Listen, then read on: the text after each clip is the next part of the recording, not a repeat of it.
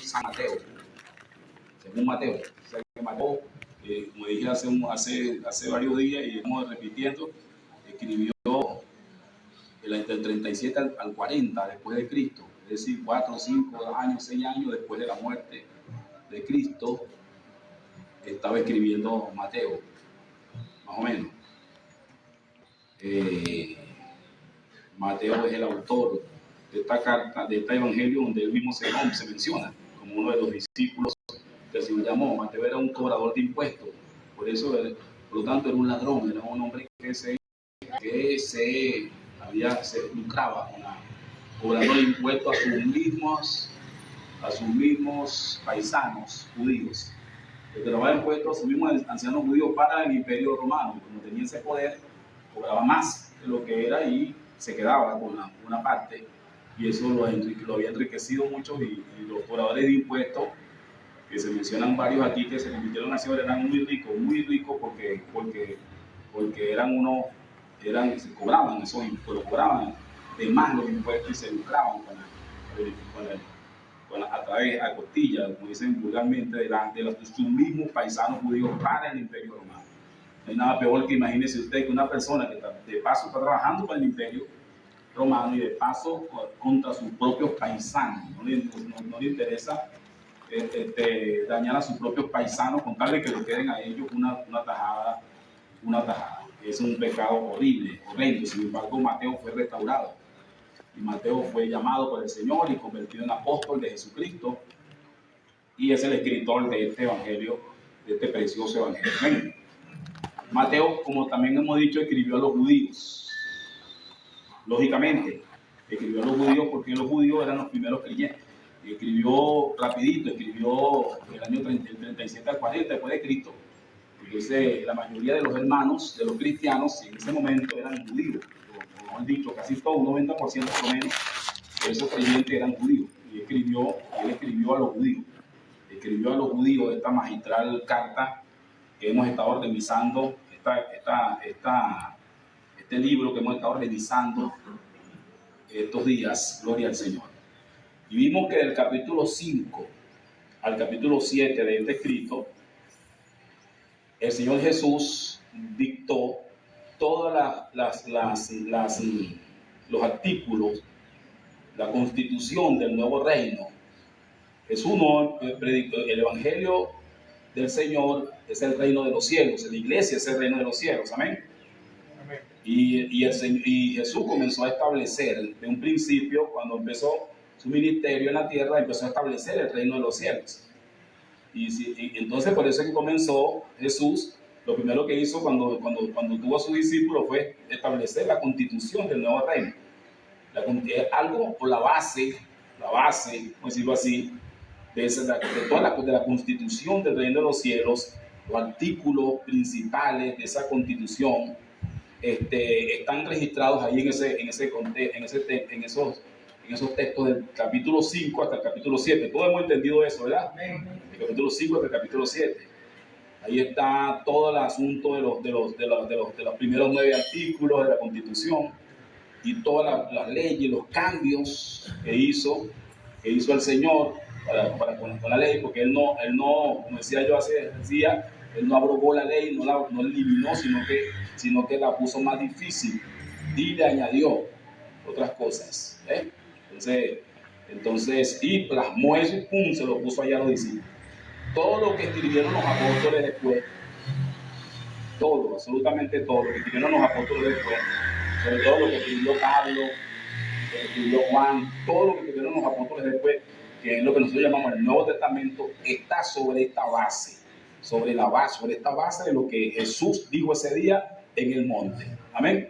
Todo está sobre esa base. Eso se convirtió en los artículos de la Constitución, y todo lo demás que dijeron los apóstoles está sobre esa base.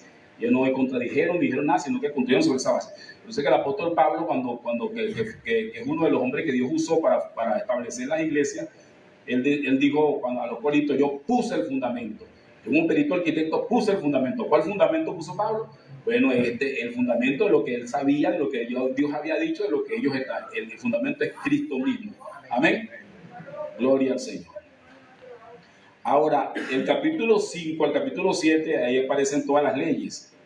Y el capítulo 8, Jesús comenzó a dar algunos puntos referentes a lo que iba a ser los cambios que iban a suceder, los asuntos dispensacionales, como expliqué la semana pasada. En el capítulo 9, Jesús comenzó a ser rechazado. O sea, todo iba muy bien. Diga el que está solo, íbamos bien, hasta ahí íbamos bien. Todo iba muy bien. Amén. Jesús se levanta, Jesús llama a sus discípulos. Ya Juan había preparado el camino para que Jesús empezara a predicar, para que Jesús apareciera. Juan adelantó, Juan se presentó en el río Jordán y comenzó a decir que venía uno tras de él, que venía uno tras de él. Juan fue reconocido por el pueblo de Israel completo como profeta, un hombre de Dios. Cuando llegó Jesús, Juan testificó, este es el que estamos buscando. Dice la Biblia que Juan lo señaló, dijo, este es el Cordero de Dios que quita el pecado del mundo. Varios de los discípulos que seguían a Juan se voltearon y se empezaron a seguir a Jesús, como es el caso de Andrés, de Juan, de Pedro, todos esos discípulos. Por eso es que estaban bien adelantados cuando Jesús los llamó. Estaban adelantados, pues ya andaban con Juan, ¿me entiendes? Entonces,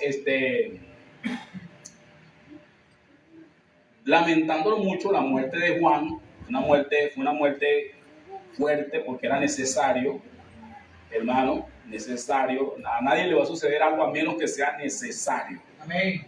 Dice la Biblia que a los que aman a Dios todas las cosas le ayudan a bien. A nadie le va a pasar nada a menos que sea necesario. Le doy esa buena noticia. Amén. Gloria al Señor. Por eso dice la Biblia que debemos dar gracias a Dios en todo, siempre. ¿Okay? La muerte de Juan fue una muerte trágica porque era necesaria. Porque aunque Juan había hecho su trabajo excelente y Juan no había traicionado a Jesús, sin embargo los que estaban con él sí tenían sí iban a tener y tuvieron esa tendencia de traicionar a Jesús, de no reconocer a Jesús, como en efecto sucedió. Porque Jesús comenzó a predicar, quiere decir que ya Juan tenía que cesar, y Juan no cesó. Cuando Jesús comenzó su ministerio, empezó a predicar, Juan tenía que cesar. ¿Qué tenía que hacer Juan? Juan tenía que hacerse discípulo de Jesús. Ya lo había visto, ya lo había bautizado, ya había escuchado la voz del cielo que dijo, este es mi hijo. Ya Juan no tenía más nada que hacer. Juan tenía que cesar y humillar y irse con Jesús, a que Jesús le dijera qué es lo que iba a hacer. Eso era todo. Pero Juan no cesó. Juan siguió bautizando discípulos y siguió haciendo su trabajo como si nada hubiera pasado. Entonces, por eso que una persona cuando ve la verdad, pues tiene que voltearse hacia donde vio la verdad. No, amén, o sea, amén. Dígale que tan solo hace bien en estar aquí, hace bien. Gloria al Señor, en estar aquí. Muy bien lo hace. Porque una persona que ve la verdad tiene que cambiar hacia la verdad. Porque imagínense usted, si no cambia, entonces ¿qué es lo que hay? Sí, yo estoy seguro. Como me agarró una vez un hermano de una congregación que está por aquí, de un lugar por aquí. Y entonces tú sabes lo que me dijo. ¿Sabes lo que me dijo? Sin ánimo de hacerme propaganda ni de redactar nada. Dijo que yo era lo máximo. No, usted es lo máximo. Todo el mundo predica, pero usted es lo máximo. Y la cosa que dice usted es mejor dicho, lo mejor de lo mejor. Y él está allá. Y yo le dije, bueno, pues tú eres peor que Juan el Bautista. Juan el Bautista bautizó a Jesús.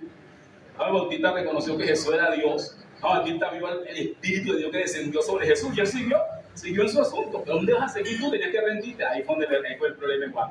No se rindió. Por eso que dice la Biblia que inmediatamente lo encarcelaron. Y después de que lo encarcelaron, dice la Biblia que una mujer pidió su cabeza. Una mujer, para no entrar en detalle, pidió la cabeza, como tenía el favor del rey Herodes. Oye, ¿qué es lo que tú quieres que te dé? Le dijo Herodes. Pues la mujer le había hecho un stripper a Herodes. ¿Están aquí o se fue? Y la mujer le hizo un stripper y quedó como loco. Y entonces le preguntó, ¿y qué es lo que tú quieras? Hasta la mitad del reino, lo que sea, te lo doy, buscando de adornarse con una mujer. Y la mujer le dijo a la mamá, oye, ¿qué le pedimos a este pedazo de loco? Y entonces la mamá, como tenía rencilla contra Juan, le dijo, no, pide la cabeza de Juan el Bautista, dile que te le corte la cabeza. Porque la mujer sabía que a Juan el Bautista le iban a soltar porque era inocente. Antes que lo suelten, corten. Entonces fueron, le cortaron la cabeza y se la llevaron a esa muchacha, la cabeza de Juan el Bautista con un plato. ¿Por qué es una muerte tan trágica, Juan el Bautista? ¿Y por qué le cortan la cabeza? Bueno, lógicamente, eso lo estoy explicando. Porque él tenía que cesar. En vez de cesar, él siguió, y al seguir se iba a encabezar. ¿Entiendes? Y no puede haber nadie encabezado en el reino de Dios. En el reino de Dios la única cabeza es Cristo. Todos esos hermanos que han continuado como Juan el Bautista van a perder la cabeza en esta vida o en la próxima, pero de que la pierden, caballero. Que si Cash Luna, que si hicieron nombres, se encabezaron. ¿Alguien me está entendiendo? Hicieron nombres, se encabezaron. Entonces, claro, entonces la van a perder en esta vida o en la próxima, pero de que la pierden. Ojalá que la pierdan en esta. Juan la perdió en esta para no perder en la otra. Porque hay un juicio en la otra vida, ya vamos a hablar de eso. Hay un juicio en la otra vida. Uno es el juicio de esta y otro es el juicio de la próxima. Por eso es que Jesús, cuando más adelante vamos a hablar de eso. ¿Quién se acuerda? Me acuerdo, ¿verdad que sí? Entonces estamos siguiendo en el bosquejo y en el bosquejo vamos a encontrar el momento del asunto, porque ahora, lo que nos concierne ahorita, porque Juan perdió la cabeza porque se encabezó. Perdió la cabeza porque él tenía que perderla voluntariamente cuando vio a Jesús. ¿Entiendes? Entonces, esos discípulos que estaban con Juan, cuando Juan se encabezó, se perdieron. Casi todos, habiendo estado con Juan, se perdieron. Se volvieron religiosos, se aliaron con los fariseos. Esos discípulos, salvo aquellos que sirvieron a Jesús, como el caso de Andrés, como el caso de Jacob, como el caso de Juan, de Pedro, que ellos cuando Juan reconoció a Jesús, ellos soltaron a Juan y dijeron, bueno, Juan, entonces hágase contigo. Van a casarse contigo, porque tú diste a Jesús y nosotros estamos en calle de Jesús, no entra en Tijuana, bye bye, arrivederci, nos vemos. Y se fueron. Pero es que cuando Jesús los llamó, ellos siguieron a Jesús inmediatamente, se convirtieron en los apóstoles de Jesús. Los principales apóstoles de Jesús fueron esos los que estaban con Juan, Juan preparó el camino. Entonces diga conmigo, todo iba bien. Oye, todo parecía maravilloso, bonito. Jesús comienza a predicar. Jesús es judío, pero judío. Eso es descendiente directo de Judá por el lado de Salomón y por el lado de Salmón. O sea, por los dos lados Jesús era el descendiente de Judá. Pues Jesús era el hombre que había sido criado en la fe judía, circuncidado a los 8 días de nacido, tal cual como hacían todos los judíos. Que los judíos cuando tenían 8 días de nacido los llevaban al templo y en el templo le raspaban el prepucio y ¡pum! Y los presentaban ante el sacerdote y se convirtió en un circunciso, una persona de la circuncisión. Eso era circuncidado al 8º día, nacido de una genética, aunque no tenía su sangre, de una genética judía, una genética descendiente directo del rey David. Se fueron, están aquí hoy. Tremendo. Entonces ellos no tenían ninguna queja contra Jesús. Hasta ese momento no tenían ninguna queja contra Jesús. Cuando Jesús comenzó a predicar no había ninguna queja, no había ningún problema. Jesús se lanza. Jesús empieza a predicar y los fariseos vienen a acecharlo, acechar, a ver qué es lo que está pasando. Y se agolpe ese poco de fariseo cuando Jesús comienza a predicar. Y aunque Jesús se abrió de ellos, se separó de ellos, como vivimos en lecciones anteriores, se separó de ellos y predicó un mensaje abierto para que lo escucharan los judíos y los que no eran judíos también. Yo creo que ya cuando Jesús comenzó a predicar en Galilea de los gentiles, que no habían extranjeros, ya ellos empezaron a tener comezón de que, oye, ¿qué está pasando aquí? Este loco es como libertino, como que este loco es como muy libre por la cosa, me parece. ¿Me entiendes? Entonces, sin embargo, Jesús, todo iba bien. Aquí comenzó el problema. Un rechazo de los fariseos en contra de Jesús.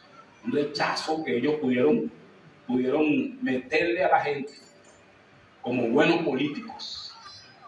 Una cosa que hace el político muy bien y que el político sabe hacer es inculcar el odio, el rechazo de personas contra otras. Mire, si no sabes hacer eso, no te metas a político, no sirves para eso. Tú tienes que tener la habilidad para ser político, por lo que se llama político de politiquería, del verbo politiquería. Para ser político, tú tienes que saber hablar mal del otro y ponerlo mal. Si no, no te metas a político. Tú vienes para acá para la iglesia, aquí somos cristianos, todo está bien. Amén. Gloria al Señor. Tú vas a tener que meterle ahí. Vas a tener que ser un experto en eso. Experto en ello. Ellos saben inculcar el odio. Ese odio que hay político en Venezuela entre los chavistas y los opositores, lo inculcaron los políticos. Un odio que inculcaron los políticos. Los políticos. Gloria al Señor. Me acuerdo que mi tía Elisa nos decía, no, David, ese Chávez es terrible. Y mira lo que dijo, es un monstruo. Que va a meter a todos los jalecos en una olla y los va a cocinar. Dijo que los va a cocinar, es un asesino. Yo no digo eso porque los quería asesinar. Es una metáfora. Él está hablando de un asunto, él está hablando en un nivel político. No, que todo lo que tú vas a ver, ese bicho ahí anda con Hussein, es un asesino, un monstruo, una broma. Entonces, claro, ¿me entiende? Normal que yo, gloria al Señor, que soy libre del odio. Libre del odio. Amén. Me acuerdo clarito que los hijos de ella, esto lo editan, esto no lo vayan a sacar para el nivel de público, porque esto ya es demasiado privado. Los hijos de ella, muchachos, los hijos de ella, usted dice, no, mire, esos son los que usted quiere agarrar 3 ejemplares de los que más odian a Chávez en el mundo, usted quiere agarrar 3 de los que más odian a Chávez, odiaron a Chávez en el mundo con toda su fuerza y con todo su corazón, con toda su alma y con todo su espíritu. Agarré los 3 hijos de mis hijos, los 3 hijos de mi tía Elisa. No agarraba la genia, pero la genia partió con el Señor. Y fue libre de ese odio antes de partir. Pero agarré a los otros dos, porque usted veía muchacho, un odio inculcar. Porque eso es un arte de los políticos saben inculcar ese odio. Cuando usted ve hablando, si usted va a hablar de política y está de un lado o de otro, no hable al lado de los hijos. Y mucho menos de esa manera. Destruyeron el país y borraron esos malicianos, para no decir con la palabra clara, maldicianos, esos, sí, maldicianos. Esos bichos cuando agarran y hay que sacarlos, hay que hacer la fuerza, Estados Unidos tiene que bombardear y matar a todo el mundo. Usted está inculcando de odio a otro. Esa persona, sin darse cuenta, va a crear un odio en su corazón en contra de esa persona. Eso es política. Los políticos saben que si ellos no hacen eso, no ganan. Los políticos dicen que ellos parten de una premisa, ellos tenemos que destruir al otro, al adversario, borrarlo, destruirlo, si no lo destruimos, y entonces empiezan a inculcar ese odio que termina en lo que terminan los pueblos, pues. En esas divisiones tan terribles que tenemos nosotros, unas divisiones impresionantes, sobre todo en la región sudamericana. Mira, no hay nada más dividido que la región sudamericana. Ahí fue donde lo lograron todo. Ellos no, los europeos y los otros, no, los africanos, los sudamericanos. Miren, nosotros somos unos pueblos divididos, pero divididos por odio, por diferencias entre unos con otros. Entonces esas diferencias que hay en el mundo no nos pueden afectar a nosotros, número uno, amén. Y mucho menos podemos tenerlas a nosotros. Ni siquiera podemos tenerlas a nosotros, mucho menos pueden afectarnos a nosotros. ¿Cuántos me están entendiendo hoy? No pueden afectarnos a nosotros, ni nos pueden afectar, ni pueden influir absolutamente en nosotros. Gloria al Señor. Ellos empezaron entonces el asunto. Ellos estaban al acecho. Pero aquí empezó. Y pregúnteme, apóstol, ¿dónde fue que empezó? Aquí. No estoy diciendo aquí. Aquí donde voy a leer. Aquí empezó la cosa. Aquí empezó, en el capítulo 9. Entrando Jesús en una barca, pasó al otro lado y vino a su ciudad. Su ciudad, para ser más exacto, era Capernaum. Según el texto que aparece en el capítulo 4, Jesús se había mudado. Jesús se crió en Nazaret. Y a propósito, para que lo llamaran Nazaret. Y fue criado y se mudó a Capernaum. Según el capítulo 4 de este mismo texto, capítulo 4, verso 34, se mudó a Capernaum. En Capernaum se convirtió en su ciudad. Cuando dice que vino a su ciudad, se refiere a Capernaum. Y aquí le trajeron a un paralítico. ¿A quién le trajeron? Tendido sobre una cama. Y al ver Jesús la fe de ellos, dijo al paralítico: ten ánimo, hijo, tus pecados te son perdonados. Wow. Y aquí que algunos de los fariseos decían entre sí: este blasfema, este es un blasfemo, este es un hablador este está hablando mal, este es un blasfemo, este es un hereje contra Dios, lo que quiere decir la palabra blasfemo. Y conociendo Jesús los pensamientos de ellos, dijo: ¿por qué pensáis mal en vuestros corazones? ¿Por qué? ¿Qué es más fácil decir? ¿Tus pecados te son perdonados? O decir: levántate y anda. Pues para que sepáis que el Hijo del Hombre tiene autoridad en la tierra para perdonar pecados, dice entonces al paralítico: levántate, toma tu cama y vete a tu casa. Entonces él se levantó y se fue a su casa. Y las multitudes al verlo temieron y glorificaron a Dios, que había dado tal autoridad a los hombres. Fíjense que aquí no hubo problema con las multitudes. Aquí no hubo problema con las multitudes. ¿Aló? ¿Qué hicieron las multitudes? Las multitudes glorificaron a Dios. Dijeron: gloria a Dios, Dios mandó a alguien, gloria a Dios. Años sin alguien, Dios mandó a alguien, gloria a Dios. Las multitudes no tuvieron problema. La multitud no tiene problema. La gente no tiene problema. El problema lo tuvieron los fariseos. Eran políticos religiosos, exactamente como estoy diciendo, políticos religiosos, ¿cómo se llama? Arrogantes, desviados, que odiaban a Dios. El problema era con ellos. El problema no fue con las multitudes. Las multitudes enseguida reconocieron a Jesús. No hubiera habido ningún problema. Si hubiera sido el asunto de las multitudes nada más con Jesús, no. Pero los fariseos estaban allí y comenzaron. Ahí comenzó. Diga conmigo, ahí fue. Ahí fue. Ahí comenzó. Comenzó un rechazo.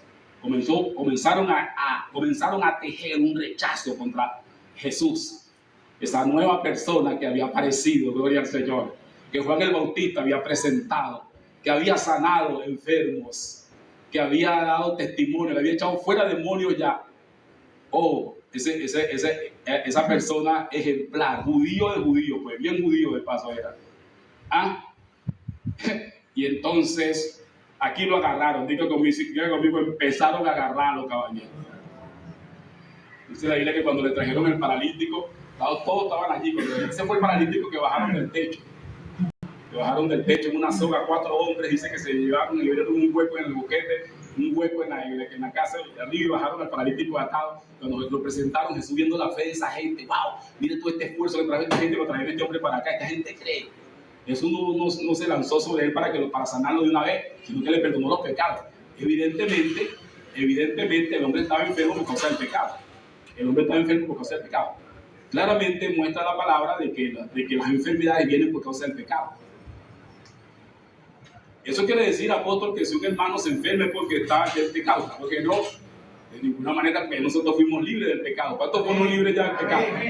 Sin embargo, nuestro cuerpo está sometido todavía a esa corrupción, a esa deterioro, lamentándolo mucho. Porque el cuerpo de nosotros no ha sido regenerado completamente ni parcialmente.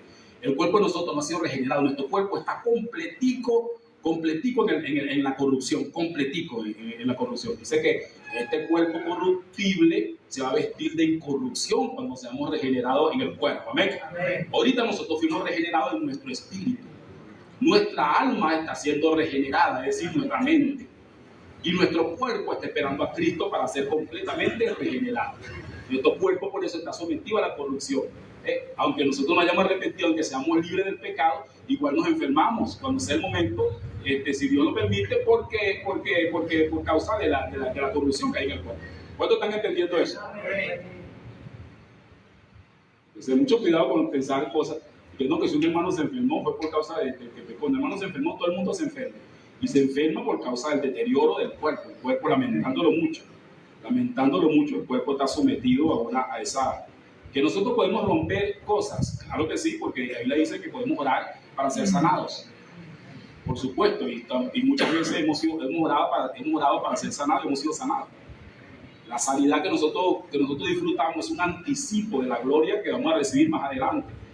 Más adelante nosotros vamos a recibir un cuerpo que no se va a enfermar. Ahorita no tenemos ese cuerpo, pero Dios nos manda la sanidad como un adelanto de lo que vamos a recibir. Amén. ¿Alguien me está siguiendo? Gloria al Señor. Entonces Jesús le dice, mira, ¿qué es más fácil decir? ¿Tus pecados te son perdonados? O decir, levántate, toma tu cama y vete, o levántate y anda. ¿Qué es más fácil hacer? Jesús dice que es más fácil, no dice que es más difícil, sino que es más fácil. Porque para Jesús las dos cosas eran fáciles. Amén. Tanto sanar al hombre como perdonar los pecados era fácil. Los dos estaban metidos en el mismo saco, las dos cosas. Entonces ahí empezó el problema. Diga conmigo que ahí fue que empezó. Ahí fue que empezó el gran problema, caballero. Los fariseos comenzaron a decir, bueno, pero ya va. Y puede perdonar pecados. Y puede perdonar pecados. ¿Cómo es eso? ¿Cómo es eso? Y puede perdonar a cualquier persona que venga por ahí, que traigan en amarrado y lo cuelguen sin saber qué cometió ni qué no cometió. Si está en la ley o no está en la ley. Sin saber si esa persona qué es lo que es. Puede perdonar pecado. Una persona que está tuyo muriéndose por el pecado, porque ellos decían que eso era el pecado y era verdad en ese momento. Y es una persona tuyo por el pecado y leproso, y puede perdonarlo. Bueno, pero esto es increíble. Entonces ellos dijeron, no, nada, que hay un problema serio con esta asunto.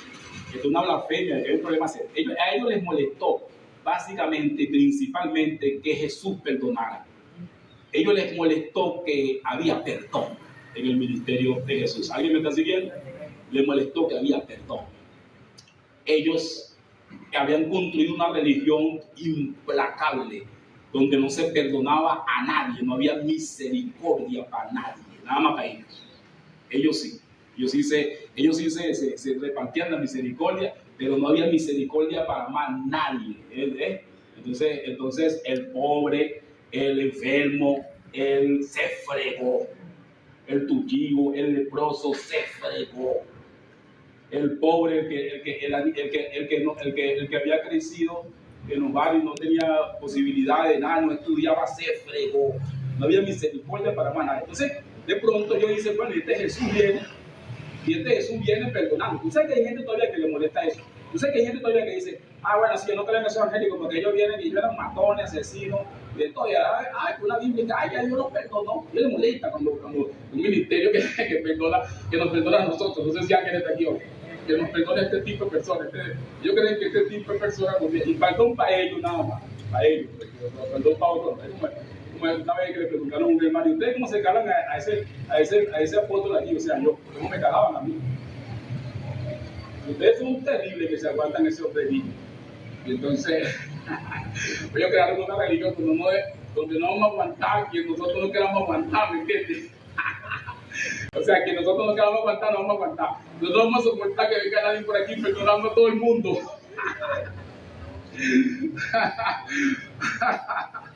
Disculpe, hermano, que me da risa mucho, me da mucha risa esta es risa no gozo, yo estoy gozoso. ¿Cuánto da gloria a Dios?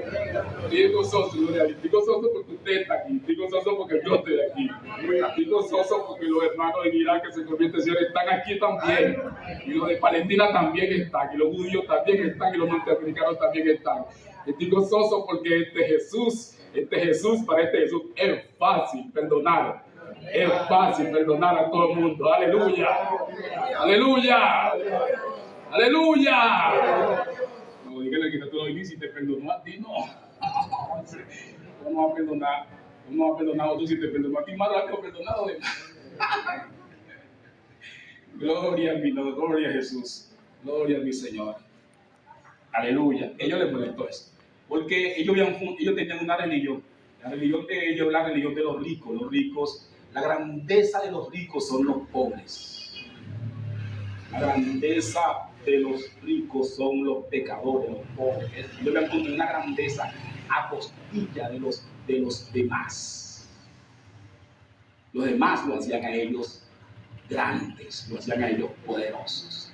¿Usted sabe cuál es un problema de los ricos? Decíamos darle duro a los ricos, duro. Amén.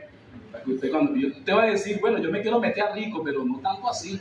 A lo mejor te va a decir, yo me quiero meter a rico, pero yo no voy a hacer así. No vas a hacer así. No vas a hacer así. No, mire, hermano, te dice una cosa. Ay, Señor Jesús. Plata. Mira, plata transforma. Hasta Pedro Picapiedra. ¿Tú viste la película de Pedro Picapiedra? Era íntimo amigo de Pablo Mármol. Íntimo amigo, eso se amaba. Eran crecidos juntos, corrían juntos los piedras móviles, todo. Y un día Pedro se volvió millonario. Mire, dio un rolo de patada a Pablo. Pablo cayó en Pekín. La película, ¿ustedes vieron la película? Y de eso trata la película. Entonces después tuvo que quedar pobre otra vez para poder reconciliarse con Pablo. Y Pablo lo perdonó, porque así somos los pobres. Los pobres no guardamos rencor así, ¿me entiendes? Los pobres somos más mantequilla. Tú no ves, los ricos se enfurecen, se matan, se divorcian, se violan y se odian para toda la vida. Los pobres no, los pobres al rato están bebiéndose caña clara ahí en la esquina como si nada hubiera pasado. Sí, al rato eso no aguanta mucho rencor. No, olvídate, hay que escuchar muy bien la canción esa de Chao Feliz. En los entierros de mi pobre gente pobre, él hace una diferencia. De los entierros del pobre y los entierros del rico. Tienen que escuchar esa canción para que usted vea lo que les estoy diciendo. Los ricos construyeron una grandeza a costilla de los pobres y a ellos les interesa que existan los pobres. Porque los pobres son los que... Incluso no hay nada que le moleste más a un rico. Escuche bien para ustedes. No hay nada que le moleste más a un rico que se le hable de igualdad. Muchacho, mire, ellos no quieren. Mire, mejor dicho.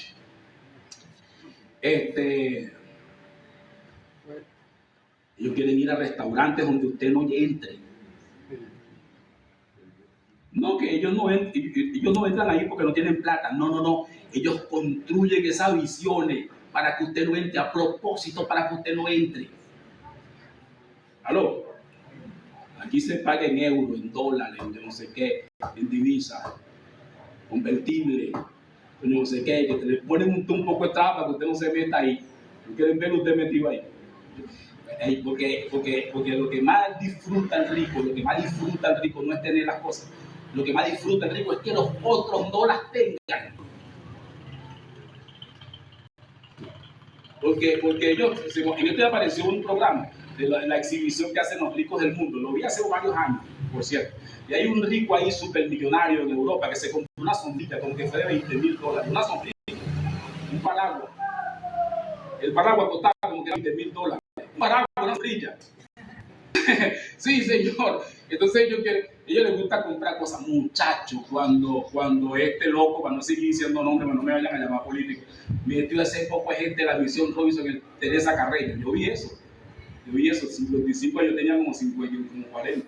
Muchachos, cuando ese pedazo de loco metió esa gente en el Teresa Carreño, porque resulta que en el Teresa Carreño, aquí en Venezuela, entraban nada más que los de caballero. Cuando ese pedazo de loco abrió esa puerta y dijo, y todos los que no saben de él y la graduación que es en Teresa Carreño, muchacho. Yo vi la televisión, yo lo vi por la televisión, por la entrevista. Bueno, sí, pegaron comas en los asientos, comas, y no tienen nada, y se las pegaron en los asientos. Y rompieron ese cosas. Y una moderadora le dijo a la otra era, no me voy a equivocar. Ustedes me van a decir, ¿cuál? Porque ustedes admiraban a esa gente. Tranquila todavía. No me voy a equivocar. La otra era una artista, no me acuerdo cómo es. Yo creo que se llama Beita Carrera. Era una artista bien bonita que hacía imágenes de broma. Y entonces la otra le dijo jugando, pero tú eres la imagen de la misión Robinson en plena tertulia por televisión en el canal 8, en el canal 4 o en Radio Caracas, en uno de los dos. Yo lo estaba viendo sentado allí. Yo estaba sentado y viendo la broma. Entonces una le dijo a la otra, como que fue a esa Ita Carrero, coño, una que era bien bonita y bien simpática, así. No era esa, yo conozco Maite y sale y llevaba más fuerte. No, Gibeli tampoco. Era una morena así, con una broma así impresionante, así, tremenda. Entonces le dijo a la otra, pero tú qué vas a hacer la imagen de la misión Robinson, muchacho, en pleno programa, no disimuló. Dijo yo, y la otra se dio con la broma. Ay. Yo estaba viendo la televisión, claro, y cuidando su círculo entero. Esos son los ricos. Los ricos, ¿entiendes? Ellos crean ellos no disfrutan tener esa camioneta de 4x4 de $200,000. El disfrute de ellos no es tenerla. El disfrute de ellos es que ustedes no la tienen, que nadie más la tiene. Por eso ellos se asustaron cuando los pobres empezaron a visitar las Toyota. ¿Alguien me está entendiendo? En las concesionarias Toyota, cuando vieron a los pobres, cuando llegó cualquier pendejo, y ¿dónde está aquí? ¿De dónde viene usted? No, yo soy supervisor de la misión Robinson y me acaban de dar un crédito de $200,000, de 200,000 bolívares y quiero comprarme una camioneta de esa. Ellos se asustaron cuando vieron que esa gente iban a ir. Dijeron, se nos va a acabar la mantequilla, ¿me entiendes? Nuestra mantequilla es que nosotros, la exclusividad, nosotros tenemos nuestras propias playas, nosotros tenemos un pedazo de los canales privatizados, un pedazo de privatizado, un pedazo de paparo privatizado. Y tú me digas que no, porque yo trabajaba ahí. Donde entraban ellos nada más, caballero. Claro, con cerca y todo, yo no era vigilante ahí.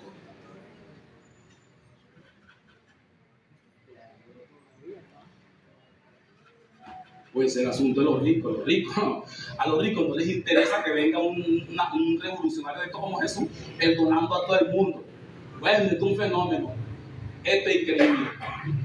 No vale, manda a ese hombre, estás loco. No cojas perdón a ese hombre, vale. Déjalo que se muera, se nació para eso. Entonces dicen que uno que nació para eso, que uno nació para eso, ¿entiendes? Uno nació para ser pobre, uno nació para ser enfermo, uno nació para estar fregado, uno nació para todo eso, todo eso fue que uno nació. Ellos nacieron sin embargo para otra cosa. Esa es la mentalidad de los ricos. ¿Alguien entendió o se fue? Avéntale a los reyes. Aleluya. Por eso es que cuando lo sacaron de Joao, cuando lo sacaron de Devisa, cuando lo fueron sacando, yo era feliz. Yo dije, ha venido Cristo acá a Venezuela. Por fin apareció Cristo acá en Venezuela, que está empezando a distribuir las cosas. Que quiera tener sus cosas, que las tenga, que se la gane, que pelee, que se la gane, que la tenga. Gloria al Señor. Yo me acuerdo que estando yo disfrazado de policía en los teques, yo estaba disfrazado de policía en los años del presidente Caldera. Disfrazado de policía porque yo nunca fui policía, mi corazón no estaba allí, pero me disfrazaba, me ponía mi uniforme. Por cierto, en estos días, no sé si ustedes lo vieron, algunos lo vieron, Grimán rescató un carnet cuando yo era policía. Grimán, que tiene la casa donde se creció, rescató un carnet cuando yo era policía municipal. Y aparezco allí, detective, hay que ponerlo, publicarlo, que yo era detective de Luis Zambrano.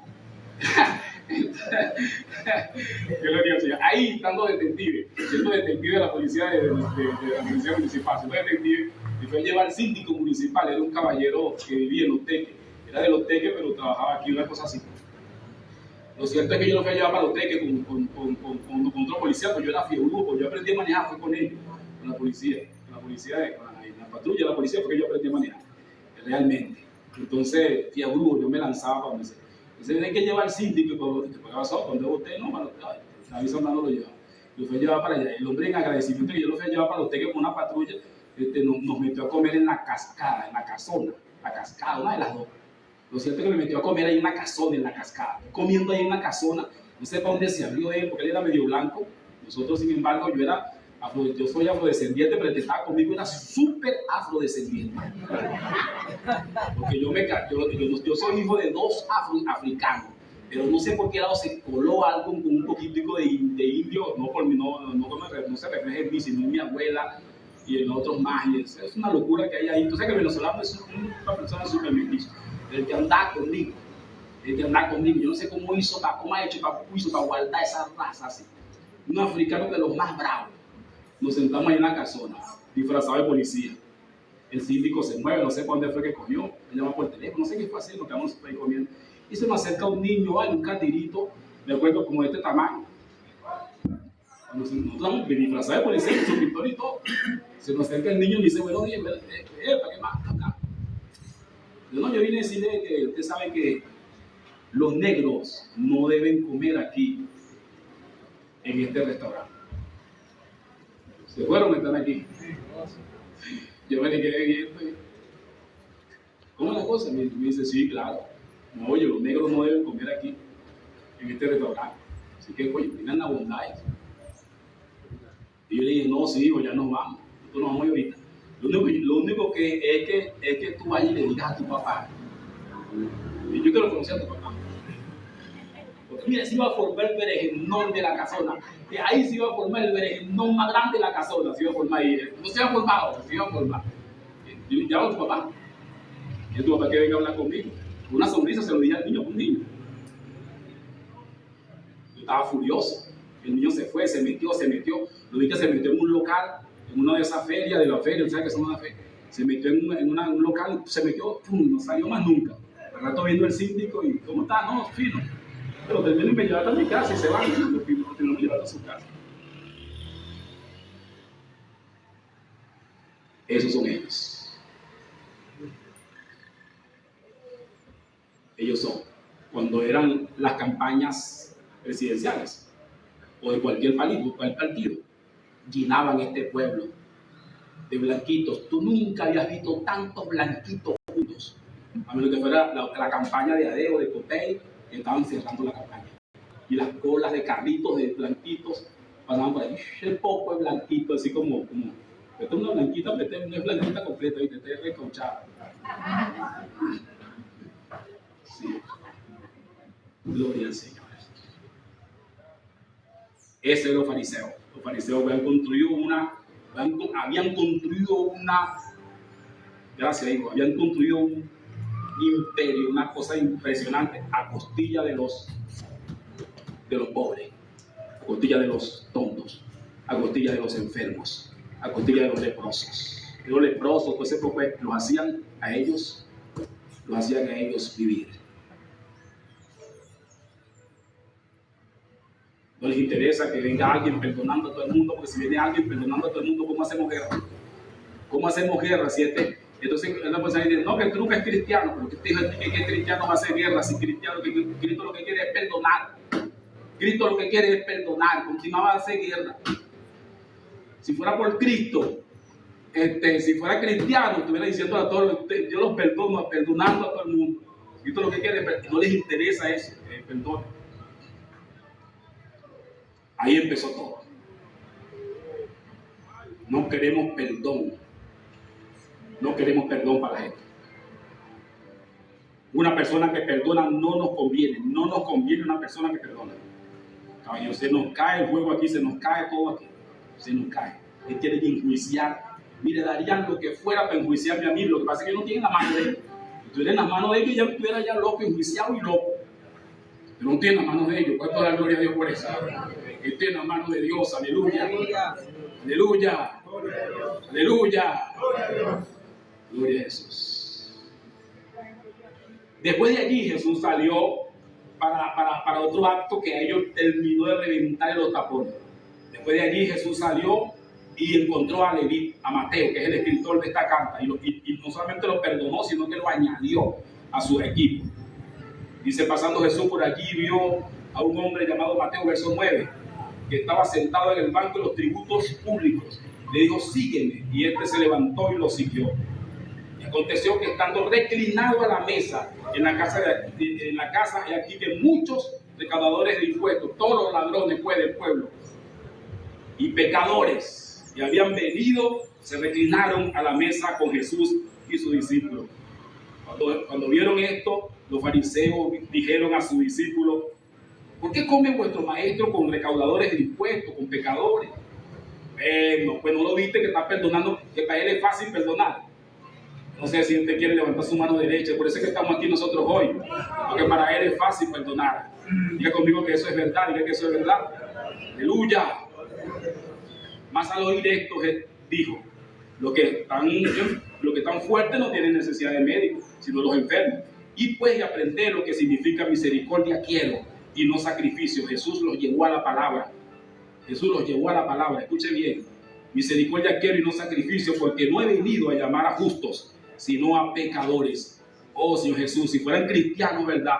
Si fueran cristianos ellos, los norteamericanos, si fueran cristianos realmente los evangélicos, si supieran que Irán, supieran que Palestina, supieran que Gaza, supieran que Venezuela, supieran que Barlovento, supieran que Cuba necesita es misericordia, necesitan ser perdonados en caso de que sean pecadores. Necesitan ser perdonados, necesitan en misericordia. Debemos orar porque Dios tenga misericordia de ellos. ¿Cuántos están aquí hoy? Hoy el mismo fariseísmo implacable y destructivo de aquel día cuando rechazaron a Jesús es el mismo espíritu farisaico que tienen esos políticos norteamericanos y israelitas o sionistas del mundo, que creen que pueden acabar con el mundo, que nunca leyeron que Dios quiere es misericordia, que Cristo es un actor de misericordia y que la misericordia vence contra el juicio. Aleluya. Le predicamos nosotros aquí en San José, ¿a quién? Hermano, a los muchachos, a los que son mala conducta, a los que son buena conducta, que hemos visto que los muchachos que son mala conducta llegan más rápido al Señor. Merinda, Basa, Masoja, Maisalaya. ¿Sabe que antes que hubiera la matanza que hubo de todo el asunto que hicieron y de todas las cosas que ocurrieron, pues, en esta zona aquí de San José, el Delirio, el Barquito, pues, nosotros en el Delirio hicimos en varias ocasiones, pero yo me acuerdo la vez cuando yo fui, un rolo de encuentro, caballeros. Casi todos esos muchachos que mataron confesaron al Señor con nosotros. Sí, Señor. Y tú sabes que el mundo entero no sabe que esos muchachos fueron salvos. Y ellos no saben, porque ellos nunca entendieron la misericordia. ¿Entiendes? Y si Dios perdonó a los muchachos del Delirio, y no podía perdonar a las niñas de Irán, y no podía perdonar a los cientos y miles de personas que mueren en esos días, en esas ciudades. Claro que sí, hermano. Gloria al Señor. Para Él es fácil perdonar. No sé cuánto da gloria a Dios por eso. Aleluya. Aleluya. No fuera nada si no hubiera misericordia. No hubiera evangelio, no hubiera nada si no hubiera misericordia, no hubiera evangelio, todos estamos ponchados. La Biblia dice que todos están destituidos de la gloria de Dios. La Biblia dice que todos pecaron y están destituidos de la gloria de Dios. Todos estamos ponchados. No hubiera nada si no hubiera misericordia. Oh, tú tienes que ayudarme a pedir misericordia. Dile, Señor, dame misericordia. Mire cómo dice acá lo que está diciendo al principio. Entonces se le acercaron los discípulos de Juan. ¿Los discípulos de quién? De Juan. Ya estaban perdidos ya. Ya estaban perdidos porque Juan no tenía por qué tener discípulos. Ya había aparecido Jesús. Ya había aparecido Jesús y no tenían por qué seguir con Juan. Es decir que cuando ellos siguieron con Juan, incluso ya Juan había sido asesinado. Ya Juan había sido asesinado. Había aparecido Jesús. ¿Y por qué habían los discípulos de Juan? Porque crearon una cesta de una cosa que ya tenía que terminar. Hermano, mire, el asunto de la religión es que ellos siguieron cosas que ya terminaron. O no sé quién está aquí hoy, si me estoy explicando. Se acercaron los discípulos de Juan diciendo, ¿por qué nosotros y los fariseos ayunamos mucho y tus discípulos no ayunan? Bueno, ¿por qué nosotros ayunamos y tus discípulos no ayunan? Entonces empezaron con un asunto religioso, porque no hay nada que les encante más la religión, que no, que lo que pasa es que ustedes que analizan raro, que no sé qué, que todo el tiempo andan buscando un asunto, un tópico religioso para yo decir que no sé qué, que tal, que lo que pasa es que, bueno, pues, esto es increíble. Y lo que están es atrasados, sectarizados, en cosas que no deberían de estar. Jesús le dijo, ¿acaso pueden los compañeros del novio tener luto mientras el novio está con ellos? Pero vendrán días cuando el novio les será quitado y entonces ayunarán. Nadie pone un remiendo de paño nuevo en trapo viejo. Ya leímos esto. Gloria al Señor. Entonces, y empezamos a ver que Jesús empezó a ser rechazado por los fariseos, rechazado por los religiosos, hermano. Todos los religiosos rechazan a Jesús. Un religioso no puede estar con Jesús. La religión es contrario a Jesús. Nadie religioso puede estar con Jesús. Aquí no hay religión. Vamos viendo a Cristo. ¿Cuántos están viendo a Cristo? Aleluya. Pero si nosotros continuamos, gloria al Señor, si nosotros continuamos, aleluya, aleluya, encontramos el caso en el que el rechazo comenzó a ponerse más fuerte. El rechazo comenzó a ponerse más fuerte. Y mira lo que pasó cuando el rechazo comenzó a ponerse más fuerte.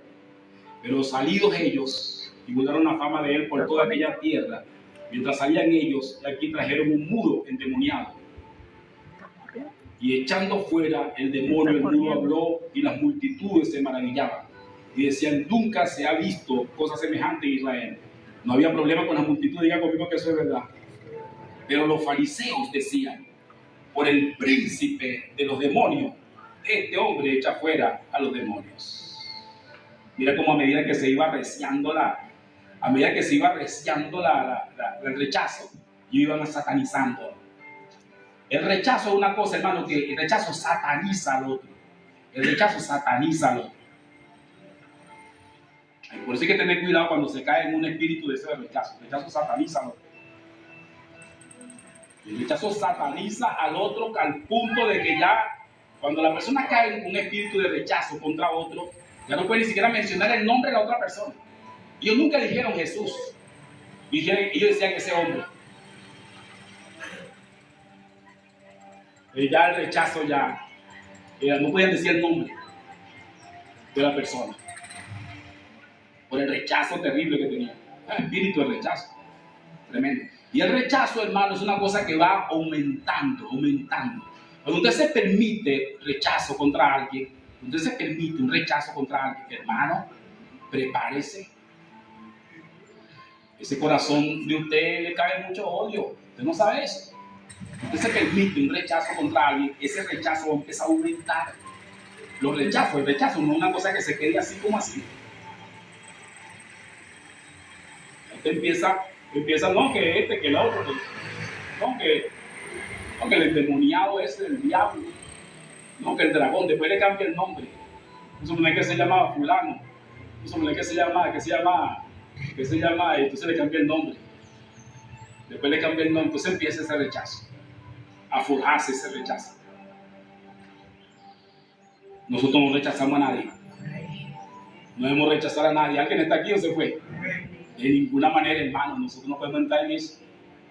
Gloria al Señor.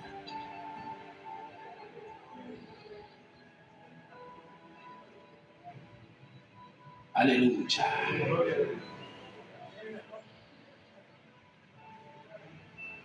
Es una cosa que se forma, el rechazo es una cosa que se forma en el corazón de la gente.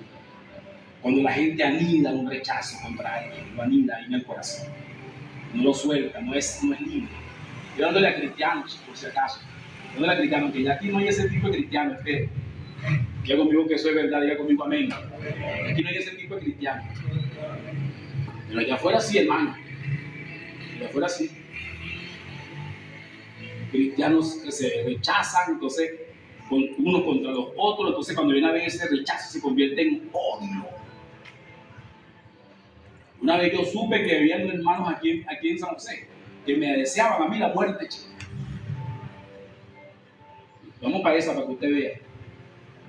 Me deseaban la muerte, chico. Yo lo supe porque a uno se le salió, ¿no? Que tú sabes que es, no sé qué. Que parece que no sé quién había soñado, que habían soñado y todo.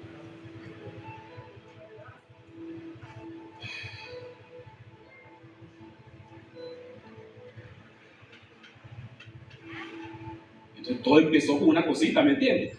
Todo empezó con una cosita, lo anidaron en el corazón y empieza a crecer, a crecer, a crecer. Cuando una vez se vuelve un monstruo dentro de la persona, un odio. De eso se valen los políticos. Eso lo saben muy bien los políticos. Yo sé que los políticos anidan ese rechazo contra alguien y saben que eso va a parar en muerte, saben que eso va a parar en un matazón, caballero. Todo ese rechazo termina en matazón y la gente anida esos rechazos. La gente que anida esos rechazos ni siquiera se da cuenta, hermano.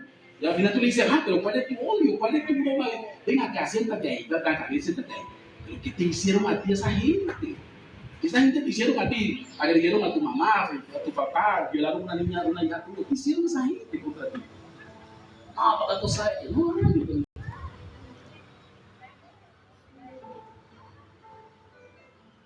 Así fue contra Jesús. Comenzaron a añadir, Ustedes saben que el rechazo contra Jesús terminó en el asesinato de Jesús, en la muerte de Jesús. ¿Cuántos saben eso? Claro, en la muerte de Jesús que te convirtió en la resurrección y en la salvación para nosotros. Pero ese rechazo terminó en la muerte. Ellos fraguaron matarlo. Ellos fueron dando hasta que dijeron hay que matarlo. El rechazo fue tan tremendo que ellos fraguaron. No, hay que matarlo. Dijo hay que matarlo completamente, sacarlo completamente de circulación. No sé con quién estoy hablando yo hoy. Entre cristianos, yo espero que no haya cristianos aquí así. Espero que no haya cristianos aquí así, hermano. Que vayan a fraguar un rechazo contra otro hermano. Porque déjeme decirle que eso no se va a quedar así. Ese rechazo contra otro hermano va a aumentar. Y va a aumentar hasta el punto de que usted va a desear matar a su hermano. Es tanto así, hermano, que la Biblia dice que el que odia a su hermano es un homicida. ¿Por qué tú crees que la Biblia dice que el que odia a su hermano es un homicida?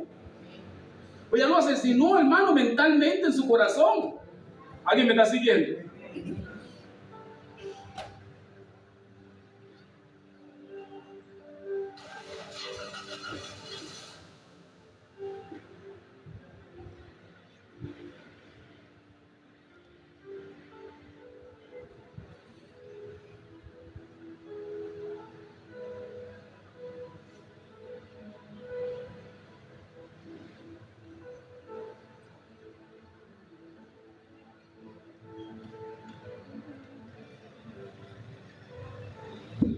Estoy dando la vuelta aquí para decir una cosa que quiero decir, pero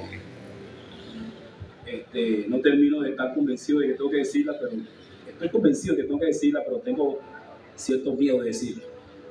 Miedo no. Honestamente, no es miedo, me da pena. Me da pena, hermanos, la condición de la gente. Es lo que llaman pena ajena, ¿es lo que llaman? La condición de la gente, hermano.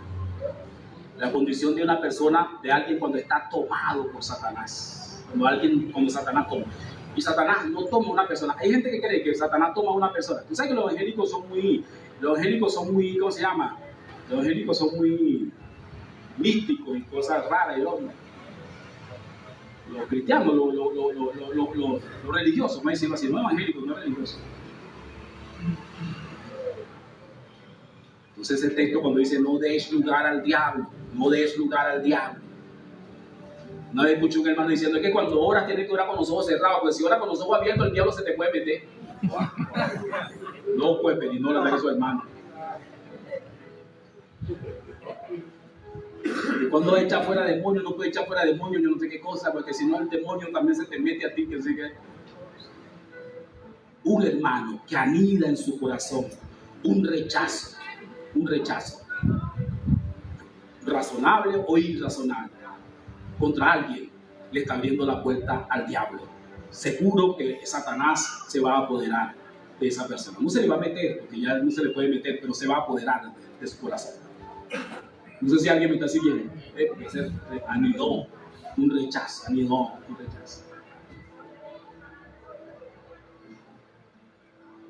Cuando viene a ver.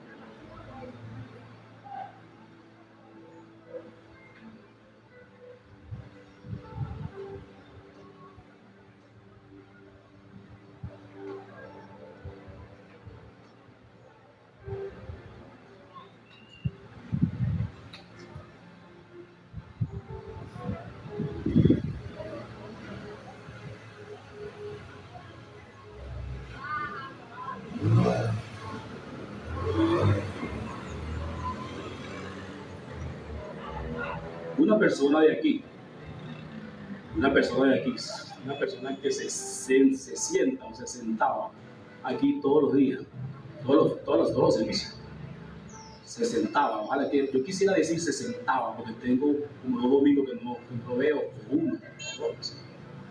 Quisiera decir se sentaba, porque quisiera que no viniera más, pero no tengo poder para sacar a la gente de ninguna parte, a menos que sea un asunto un poco más, un asunto grave, un asunto más grave. Y aún así eso debe hacerse con mucho cuidado. ¿Alguien me está siguiendo? Eso debe hacerse con mucho cuidado. Uno no tiene poder para decir a una persona salte de aquí, no vengas más para algún lugar aquí, no. No tenemos ese poder porque nosotros no somos dueños de aquí. Y el que sabe, la legalidad, es que no podemos recibir a todo el mundo. Así de sencillo. Hay casos en la Biblia en que se expulsó una persona. Claro, porque hay casos en la Biblia, pero son casos demasiado excepcionales. Y también puntuales, bien claro en la Biblia, vamos a hablar de eso. Otro día hablamos de eso. El asunto es que esta persona sentada aquí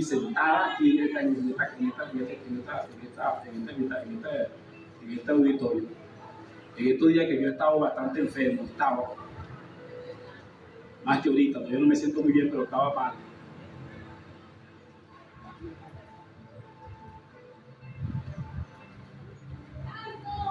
Me llama para darme un mensaje. Entonces, claro, como yo no estoy, el teléfono mío no se ve, no se oye ni se ve, no tiene cobertura en papá, claro, sí tiene cobertura de llamada, no tiene cobertura de internet ni nada de eso. Me llama para darme un mensaje.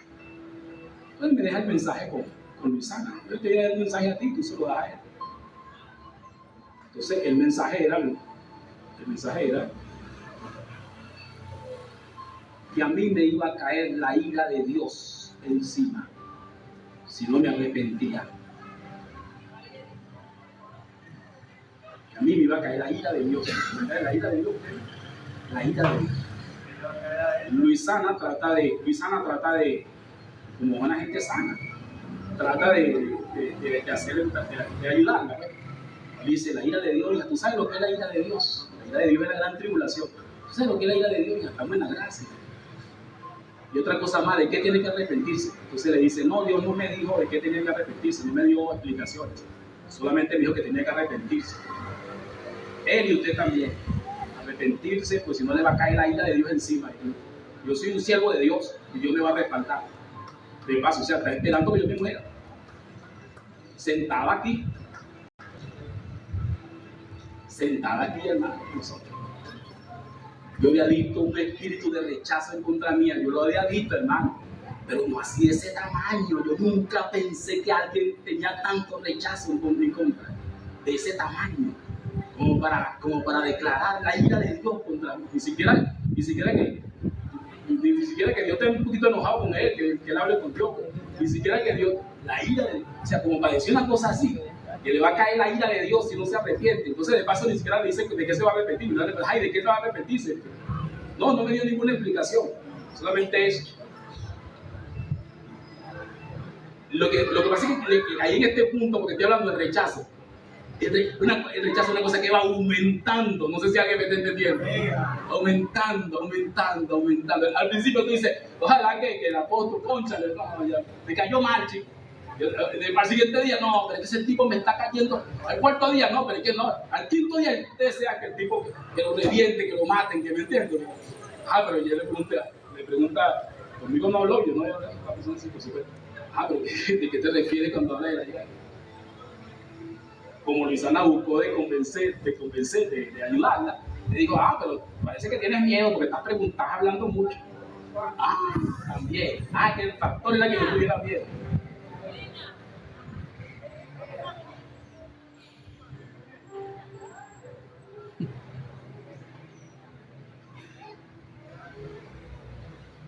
Así fue Jesús. Ellos empezaron con un rechazo, ¿entiendes? Cuando perdonó los pecados, ¿qué le pasa a este? Vale, tú un blasfemo. Después yo hablando con una persona, la persona me dijo que una de las cosas que tiene contra mí es que ella dice que yo digo que tengo la revelación de Dios, que yo digo que él tiene la revelación de Dios, que él tiene la revelación de Dios, que si la tengo, un fenómeno, y si la tienes tú, entonces oportunidad hay para que nos demuestre que la tiene. Aquí todo el mundo pasa, agarra el micrófono cuando termino yo de predicar. ¿Pasan o no pasan? Si no pasan en la mañana, si la tienes tú, te damos el micrófono. ¿Cuál es el problema? Oportunidad tiene. Aquí predica todo el mundo en los encuentros, en las actividades, en donde sea, hermano. Si tiene revelación, pues oportunidad tiene para que la dé. Pero no la tiene, obviamente que no la tiene. La tengo yo. Aquí en esta localidad la tengo yo. O sea, entonces claro, se le presenta un rechazo por alguna razón, por esa razón, y ese rechazo aumenta hasta que empiezan a desearte la muerte, hermano. Que empiezan a desear la muerte, hermano. La muerte. La ira de Dios, muchachos, ¿tú sabes lo que es la ira de Dios? Le pregunta a Lisandro. Que le va a caer al siervo de Dios la ira de Dios. Entonces imagínate tú cómo estarán los demás. O sea, tú estás diciendo que aquí no hay nada, que esto no existe, que ese que está ahí es un bufón y le va a caer la ira de Dios encima. Eso que está diciendo, tú estás sentado aquí con nosotros. Y entonces no deberíamos agarrar el peso y soltársela allá aquí de ese lado.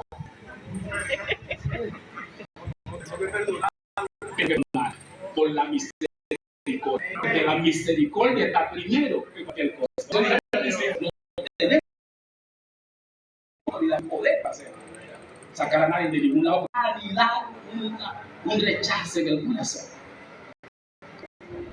Contra mí, contra cualquier otro hermano. Mi hermano tiene usted a su lado.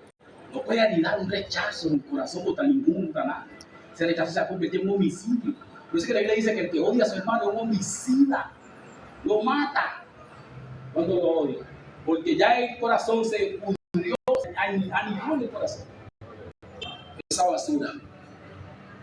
¿Cuánto dan gloria a Dios por eso? Porque usted sabe eso. Aleluya. Llegó el momento que empezaron a decir los demonios perseguidos. Pero en el capítulo 9, vamos a ver en estos minutos que nos quedan.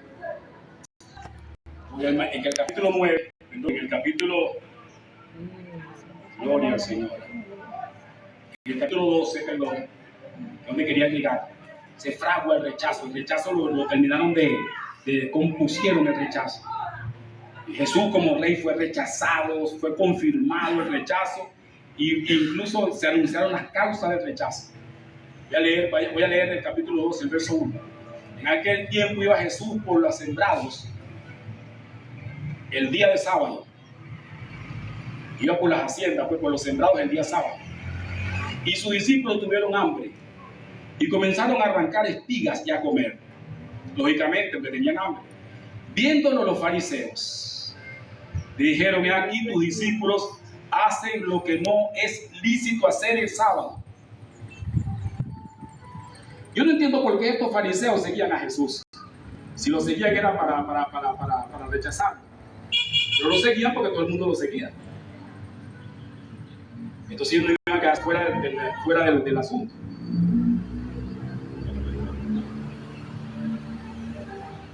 Repito el verso 2. Viendo los fariseos, le dijeron: he aquí tus discípulos hacen lo que no es lícito hacer en el sábado.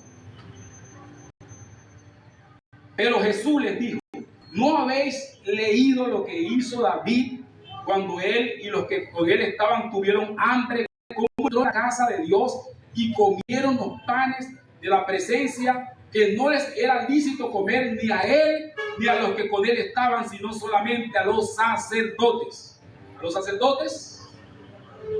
¿No habéis leído en la ley, en el sábado, los sacerdotes en el templo profanan el sábado y son sin culpa? Pues digo que hay aquí algo mayor que el templo. Y si supiera lo que significa misericordia quiero y no sacrificio, no condenaríais a los que no tienen culpa. Porque el Hijo del Hombre es el Señor del día sábado o del sábado. Aleluya.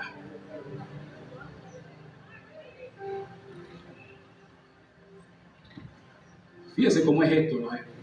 Los fariseos encuentran a los discípulos de Jesús arrancando, me imagino, jojoto y comiendo jojoto el día sábado. Entonces ellos empiezan a decir: bueno, pero es que el día sábado no se puede hacer nada. El día sábado no se puede trabajar. Esto están incumpliendo la ley.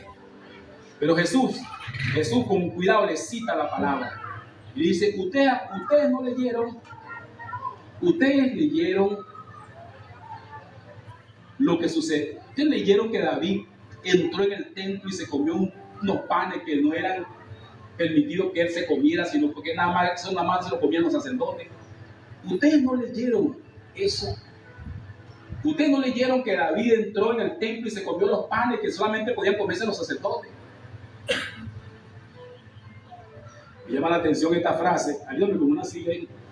Me llama la atención esta frase porque esta frase demuestra que los fariseos no sabían nada de las escrituras y eran doctores de la ley. Eran doctores de la ley, eran los maestros según ellos de la ley, eran dirigían la fe, la religión del pueblo. Eran estudiosos de la escritura, del Pentateuco y de toda la escritura, de todo lo que había como escritura en ese momento.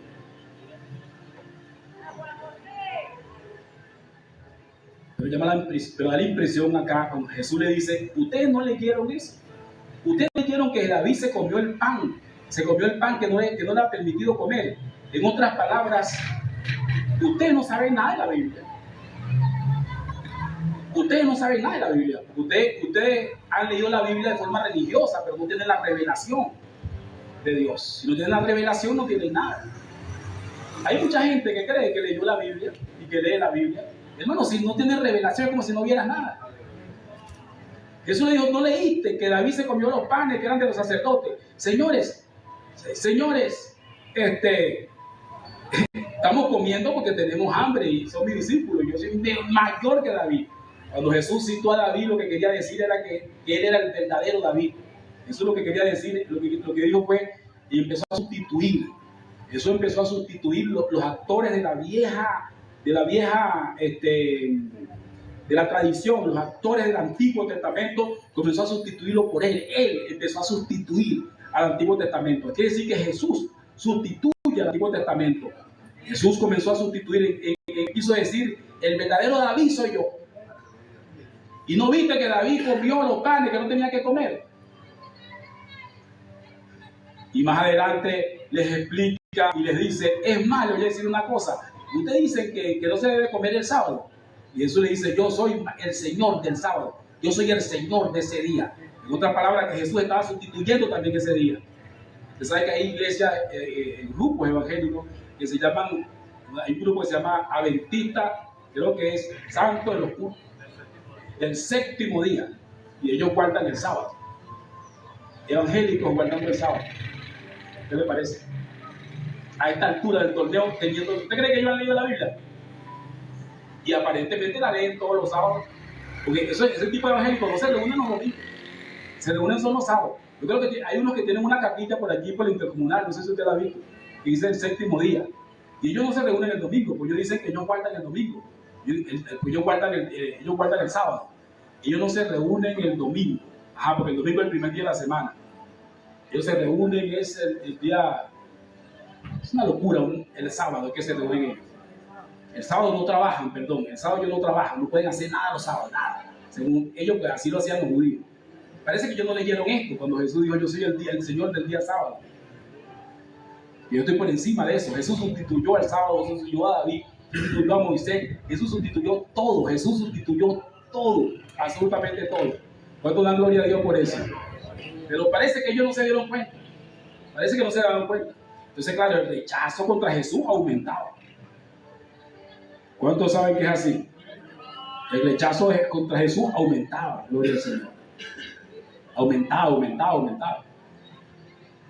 Después de eso, Jesús sanó a un hombre que estaba enfermo, que estaba en el templo y estaba enfermo, y Jesús lo sanó, y cuando Jesús lo sanó, como era un día sábado, se reventaron, ahí fue donde reventaron más rápido. Pero miren cómo el rechazo iba en aumento. Miren cómo el rechazo iba en aumento. Voy a leer el pasaje completo.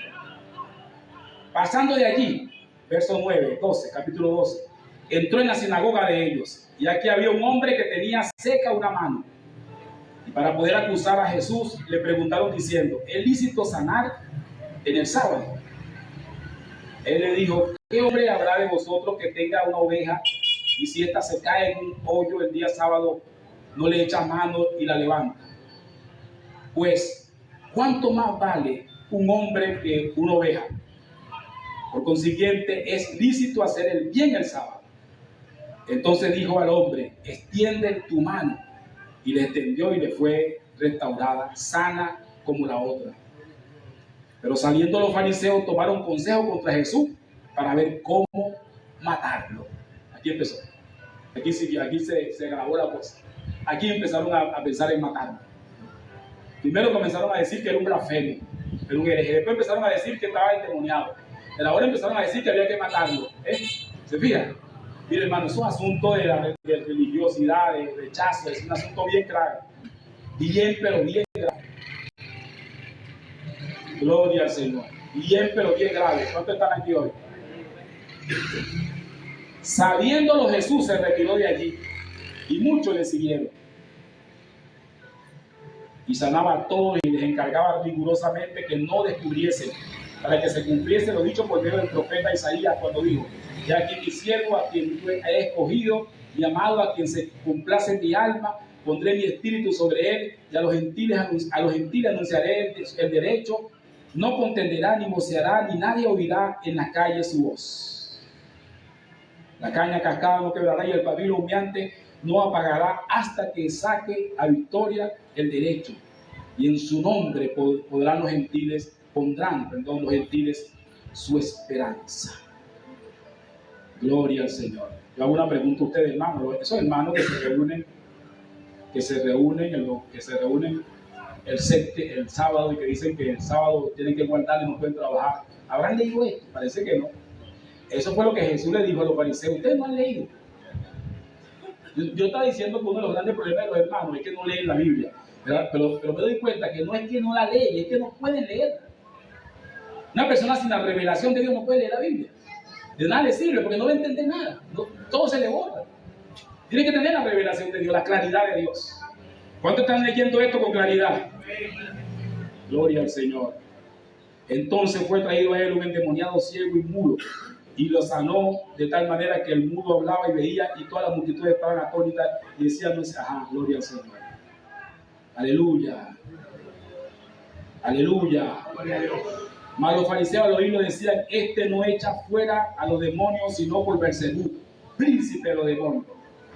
Y sabiendo Jesús los pensamientos de ellos, le dijo, todo reino dividido contra sí será desolado, y toda ciudad o casa dividida contra sí mismo o no quedará en pie. Y si Satanás echa fuera a Satanás, contra sí mismo está dividido. ¿Cómo pues quedará de pie su reino? Si yo echo fuera a los demonios por Beelzebú, ¿por qué echan vuestros hijos? Por tanto, ellos serán vuestros jueces. Pero si yo por el Espíritu de Dios echo fuera a los demonios, entonces ha llegado a vosotros el reino de Dios.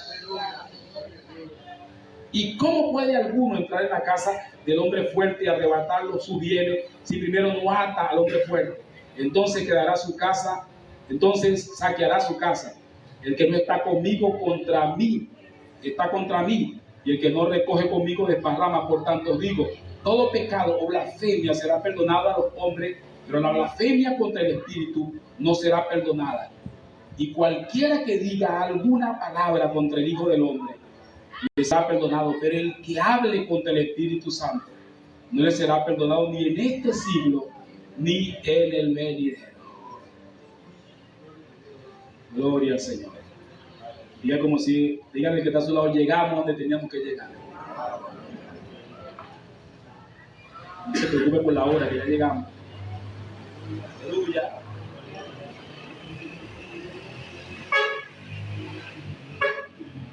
Mire cómo fue agravando el rechazo. Primero es un blasfemo. Después es un endemoniado. Echa fuera a los demonios porque está endemoniado él también. Lo ayudan los demonios. Tercero, empezaron a decir hay que matarlo.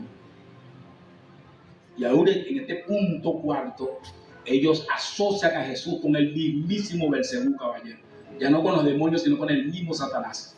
Y se atreven a decir que Jesús está echando fuera a los demonios por la autoridad del diablo, porque el diablo le está dando esa autoridad. Hermano, ahí hay que temblar. Diga conmigo, hay que temblar allí. Ahora sí hay que temblar. Gloria al Señor. Porque cuando ellos dijeron eso, cuando ellos dijeron, no, echa a los demonios por Beelzebú, echa a los demonios porque Beelzebú lo ayuda. El asunto, el asombro de ellos era que Jesús echaba fuera a los demonios. Ese es el asombro de ellos. ¿Cómo era que Jesús podía echar fuera demonios? Porque a Jesús le traía un enfermo y lo sanaba. Pero no solamente lo sanaba, sino que si el enfermo estaba endemoniado, le sacaba los demonios también. Y los demonios salían de la gente dando gritos, como para testimonio de que estaban saliendo. Los demonios no daban gritos porque eso tiene que ser así siempre. Un demonio no tiene que pegar un grito para salir una gente. En el caso especial con Jesús, es que tenía que quedar un testimonio de que eran demonios, ¿ves?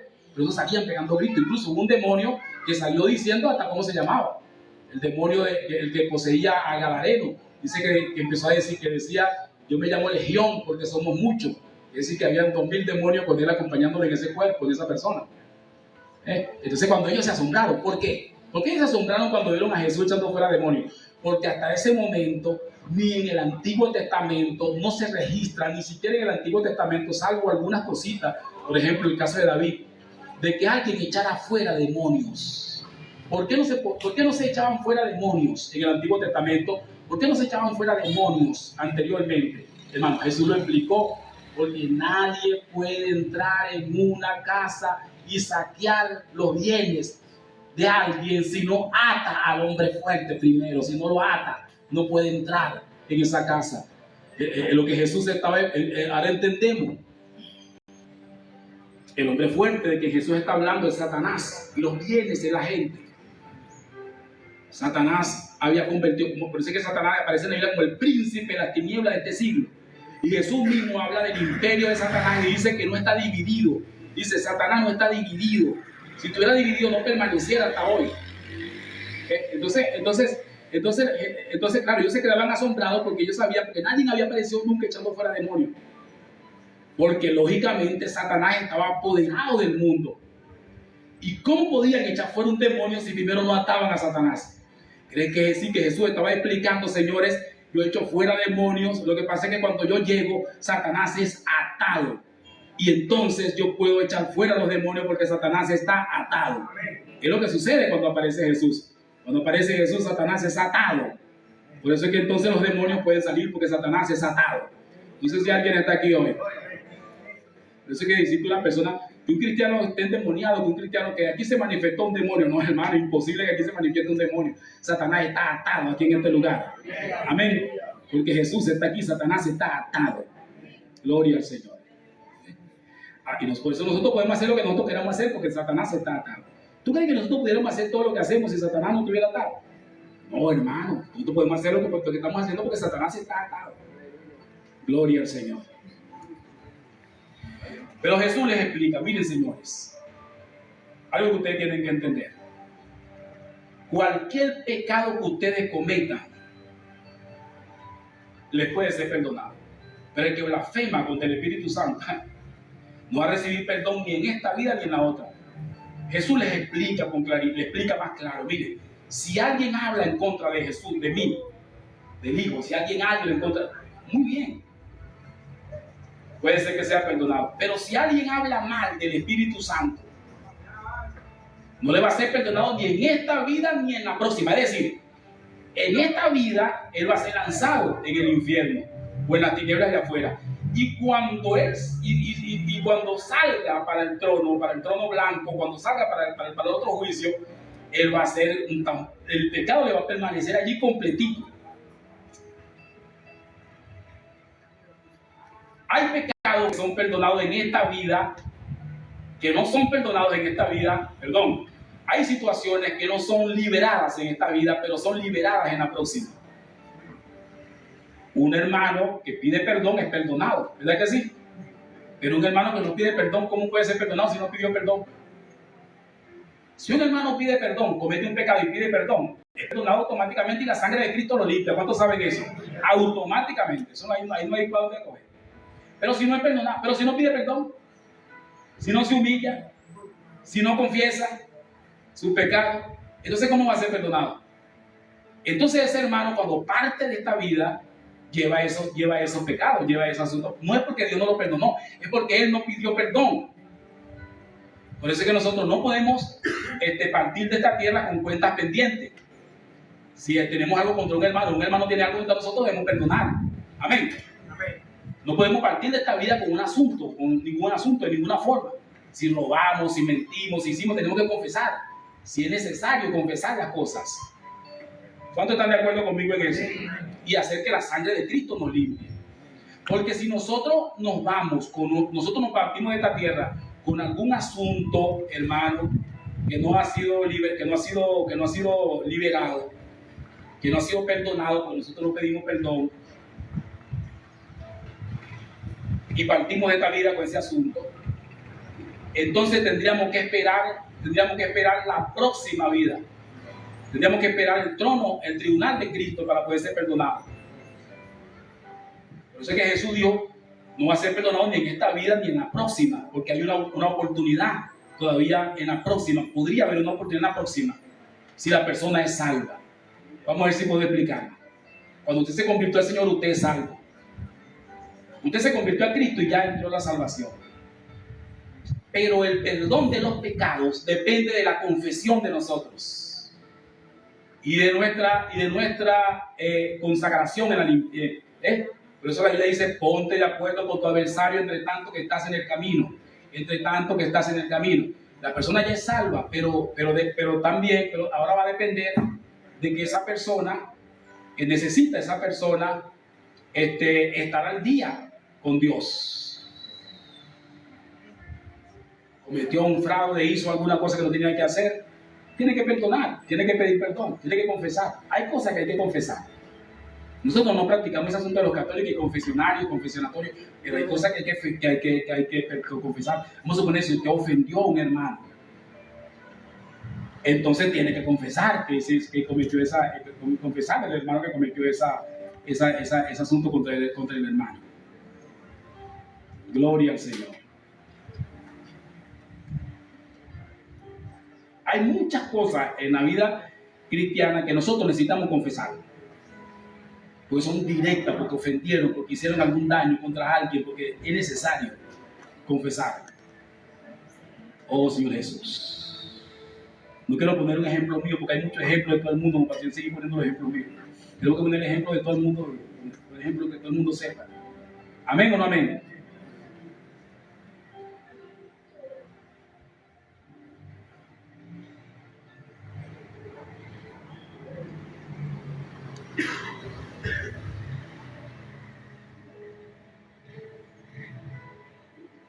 Gloria al Señor. No podemos llegar al Señor con un expediente, con una cosa. Porque eso va a atrofiar la vida del reino milenial. Nosotros tenemos que llegar al reino milenial.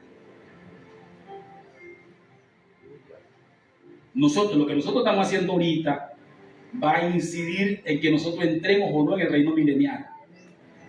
Eso va a incidir. Lo que nosotros estamos haciendo ahorita va a permitir que nosotros entremos en el reino milenial. Si nosotros llegamos al tribunal de Cristo con cosas todavía, con cosas y no nos limpiamos, entonces no vamos a poder entrar en el reino milenial. Vamos a tener que esperar el otro juicio, que se abran los libros nuevamente. ¿Me está siguiendo? Y cuando se abran los libros nuevamente, entonces Dios va a ver si ya nosotros solucionamos el problema de los pecados que teníamos. Entonces vamos a poder entrar en el cielo nuevo y la tierra nueva.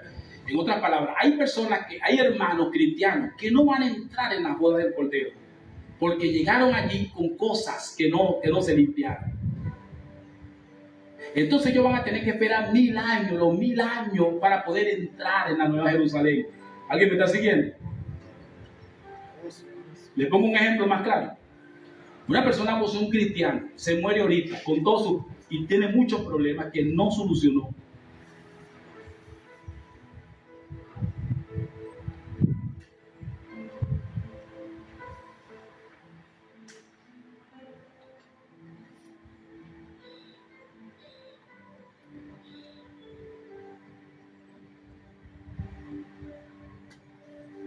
Tengo que hablar claro en este punto, ¿sí o no? Hoy me llamó una persona, ¿no? Hace como un año. Una persona que estuvo aquí con nosotros.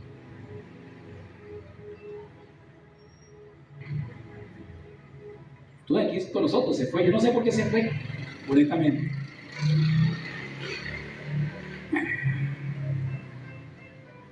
En ese tiempo en que se fue,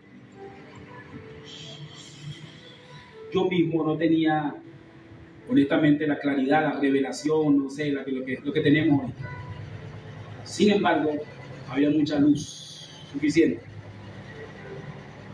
Y no hay mejor luz que la honestidad. Una persona que anda en honestidad anda en luz. Es suficiente con que una persona se pregunte a sí mismo, ¿es honesto lo que estoy haciendo? Es suficiente, eso es luz.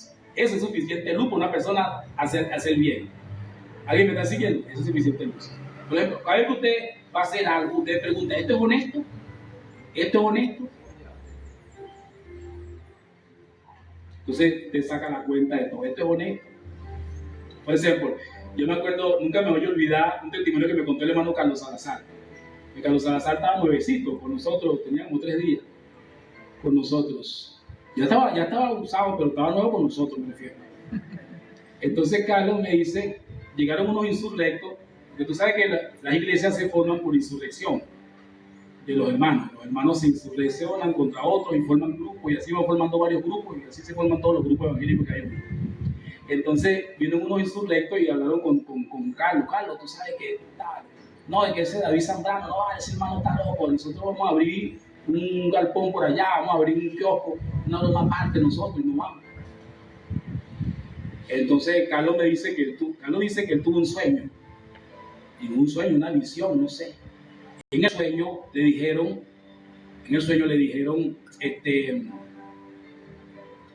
él vio no sé si tú te acuerdas de eso, Carlos, yo soy muy bueno acordarme las cosas. Vio una comida, y cuando vio la comida, el sueño le dijeron, él no sabía nada de la Biblia y yo tampoco sabía mucho, honestamente, pero en el sueño le dijeron, tú estás en un lugar donde tienes tu comida, te están sirviendo tu porción, te están sirviendo tu broma bien hecha, ¿a dónde vas a coger por otro lado? Eso fue todo. Eso no fue una tremenda revelación, ¿me entiendes? Eso fue algo sencillo. Entonces cuando Carlos me habló, me dijo, no, por aquí viviendo, pero Dios me mostró, porque yo estoy ahí, tengo mi comida, estoy bien, estoy bien alimentado, ¿cuándo voy a agarrar? Eso fue honesto, ¿me entiendes? Una persona no necesita tanta luz para hacer el bien, necesita solamente con ser honesto es suficiente. Ahora, si tiene luz, muchacho, ahora sí la cosa está grave, porque si tiene luz, entonces quiere decir que el nivel de deshonestidad en el que anda es demasiado elevado. Y esta persona, ¿sabe que esta persona que estaba aquí se fue? No sé por qué se fue, pero se fue fraguando cosas. Pues no todo el que se va mal. Incluso aquí tenemos personas que se han ido, han muerto, ¿entiendes? Porque no sabían ni ellos ni nosotros tampoco, honestamente, en qué estábamos. Honestamente, hace 10 años, los hermanos que se fueron, ni ellos sabían, ni yo tampoco, en qué estábamos. Dice, bueno, ¿y qué garantiza ahora que ahora sí sabe? La palabra. La palabra es nuestra garantía, la Biblia es nuestra garantía. No tenemos más otra garantía sino la Biblia, la palabra. Entonces la hermana, esa persona que se va, una hermana, me llama no hace mucho, hace como un año me llama para decirme, oye, yo tengo que cumplir un asunto con usted, yo tengo que cerrar un asunto con usted, yo no sé qué me está hablando, cerrar que yo no tengo nada abierto contigo, me provocó decirle, pero tú sabes, uno amablemente, uno está hablando con una, gloria a Dios, hermanita, yo te amo, bendiciones. Bueno, no, que lo que pasa es que yo quiero cerrar esto con usted, yo quiero, sí, pero puedo decirle cerrar qué, pero yo me llevé la corriente. Me dice, por eso es que yo lo bendigo a usted, a su familia, y cualquier cosa contra usted, yo de una vez rompo con eso, yo lo bendigo a usted. Yo digo amén, cierro el teléfono, normal. No le voy a hacer la pregunta porque usted no la sabe. Aquí al aire, ¿fue justificada? Claro que no, hermano. Número uno, si tú te arrepentiste, tú tienes que pedir perdón.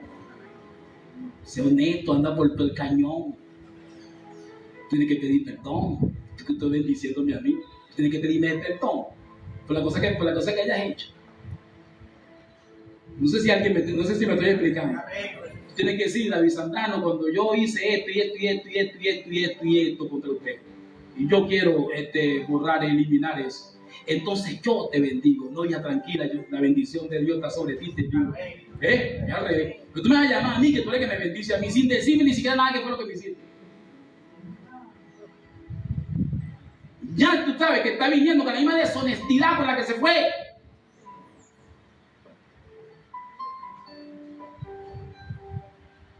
Me provoca decir, no vale, que esta bendición no me meto a mí, nada, y de paso, ¿qué es lo que tú me hiciste a mí? Porque tampoco me enteré.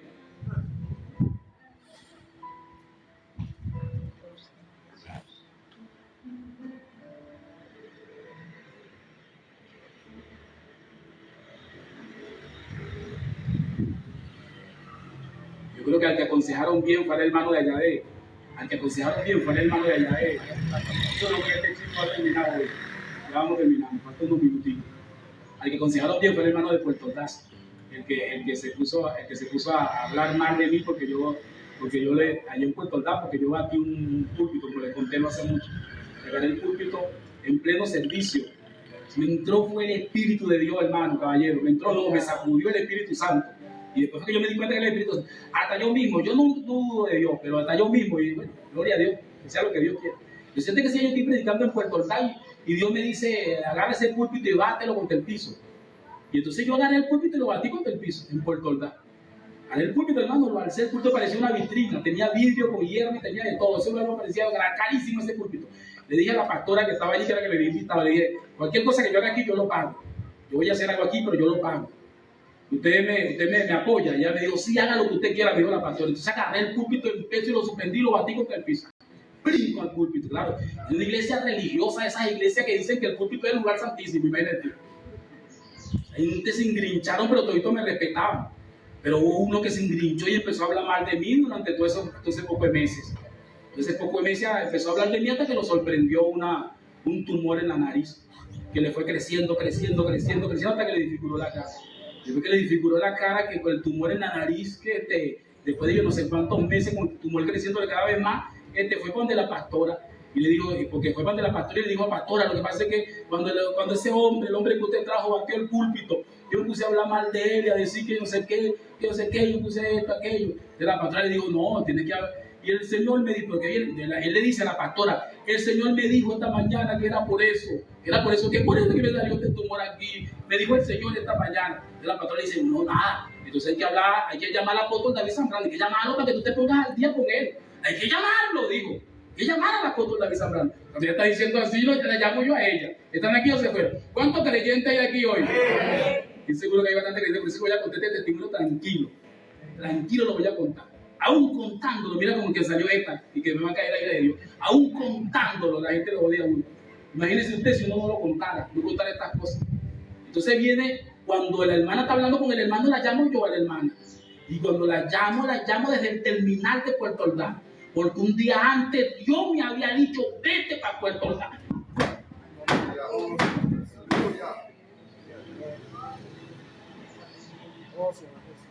Es que somos locos aquí, ¿vale? Dios no está guiando, ¿vale? Si usted no se ha dado cuenta que Dios no está guiando, pues yo sí. Y ustedes, por si acaso, parecen como monstruos como esa. No creo que acá una monstruo aquí, ¿vale? Llenos de resentimiento, de odio, como y uno le explica la palabra y como que no le entiende.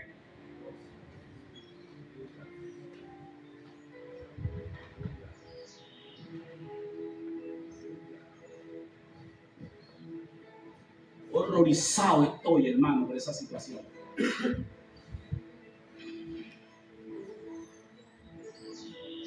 La llamo del terminal de Puerto Ordaz porque el día anterior yo estaba en Caracas. Yo estaba en Caracas, en el nuevo sitio, y le digo a las dos personas que andan conmigo, me voy para Puerto Ordaz.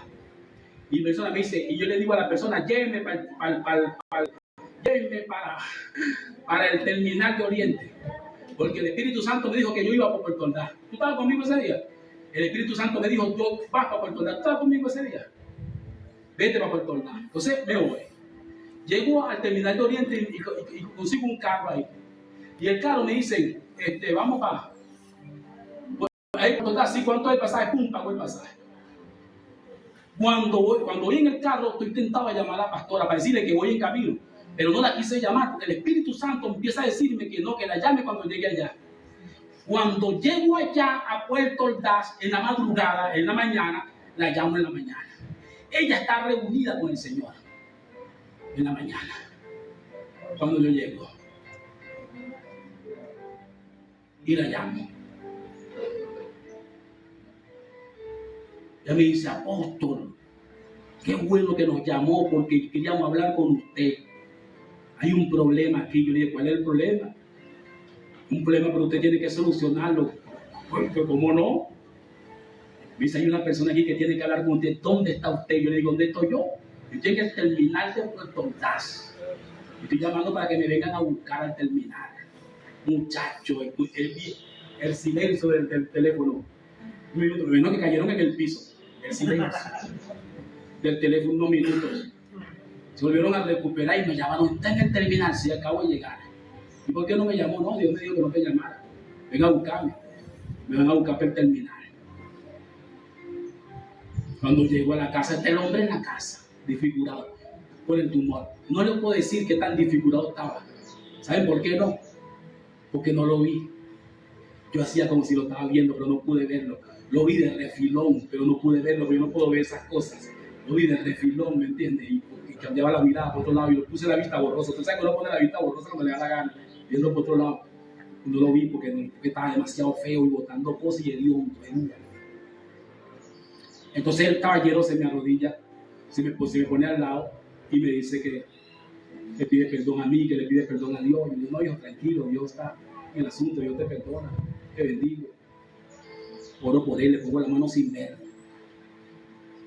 Se levanta de ahí y me dice que va para un lugar donde lo van a atender, le van a decir que contaron una fundación, porque la operación, le habían ofrecido una operación y contaron no sé cuántos miles de dólares, no podía pagar. Pero ese día le consiguieron una fundación y tenía que reunirse con la fundación. Lo operaron ese día. Le sacaron el tumor, exitoso, toda la operación, todo, ese mismo día. Estaba yo ahí. Lo vi cuando regresó de la operación. ¿Qué le parece? Yo estoy aquí para ver cuando lo metía y cuando lo sacaba. En 3 días, caballero, limpiecito el hombre. Me provocó decirle, lo vas a volver a hacer. ¿Tú sabes lo que me dijo el Espíritu Santo? ¿Cuántos creyentes hay aquí hoy? ¿Sabes lo que me dijo el Espíritu Santo? El Espíritu Santo me dijo a mí, ¿sabes qué es lo que pasa con el asunto? Que cuando tú agarraste el púlpito, cuando lo levantaste, era yo. Él me dijo, otras veces has sido tú, pero esta vez fui yo. Cuando levantaste el púlpito, era yo. Cuando él habló contra mí. Porque cuando tú levantaste el púlpito, era yo quien lo levantaba. Mira, hermano, ¿cuántas veces hemos estado así de blasfemar contra el Espíritu Santo? Puede ser eso.